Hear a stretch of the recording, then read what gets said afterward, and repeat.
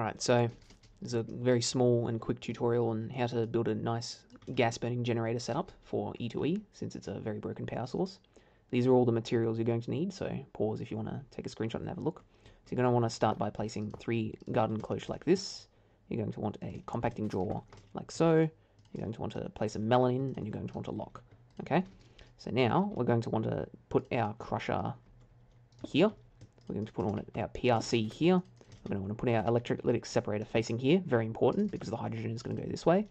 We're going to want to place our gas burning generators here, here, here, here. Okay, all looks good. Let's take our upgrades now and apply them all. Now, the electrolytic separator doesn't actually need energy upgrades, I believe, but I'm putting them in anyways. Alright, so let's just finish holding shift and right click. Okay, so now let's put power connections to everything. So like so, and then this is the power output, so you can just wire it up like this. It will need a little bit of initial power to start with, but that's okay.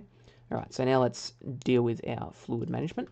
So we're going to connect water to all these garden closures like so, and we're going to run it underneath like so. So we're going to have to do a little bit of configuring as well, but that shouldn't take too long. So I guess just enable extract on either sides of the infinite water source. Insert. Let's get ourselves a crescent hammer so we can do our configuring. Oops, from underneath. Hello? Okay, I just broke the block. Insert. Okay, now for the pressurized reaction chamber, we're going to have to do a few different things. Actually, let's finish our conduits. So let's do that, and let's do that. And I'm going to put a trash can here. You could also use a drawer with a void upgrade if you want to keep the substrate for later purposes, but this is just what I've chosen to do. And from here, we're going to extract, and we're going to insert. Okay, so now let's do our configuring. So we're going to want to auto eject on, input from the top, that's good. Output from the right, that's good. Just set that to nothing. Okay, so items config, we want to input, output from the front.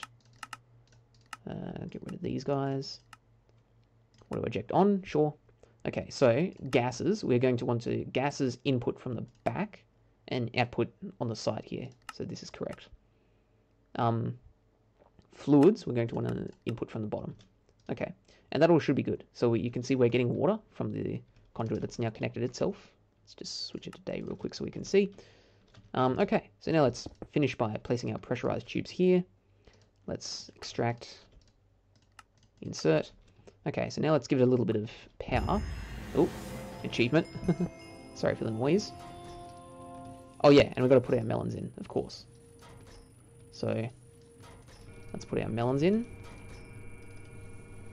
It's going to start making a lot of noise. I do apologize for the noise.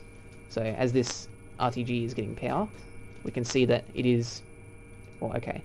So that biofuel that was in there was from the melon that I initially placed in the compacting jaw, but it's going to be replaced by the melons made by these cloches.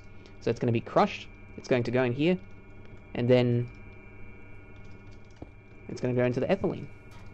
Thing I forgot to mention is to enable dumping excess on your electrolytic separator, otherwise it will just fill up with oxygen.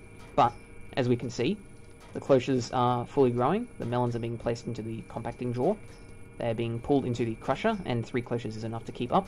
It is going into the PRC, the substrate is going into the trash can, and we're producing ethylene. Now, one fully upgraded PRC is enough to support 4 gas-burning generators. As you can see, they are all gaining on ethylene. They are not losing ethylene, and they will continue to gain. And this setup, at max efficiency, should net you a decent amount of RF per tick.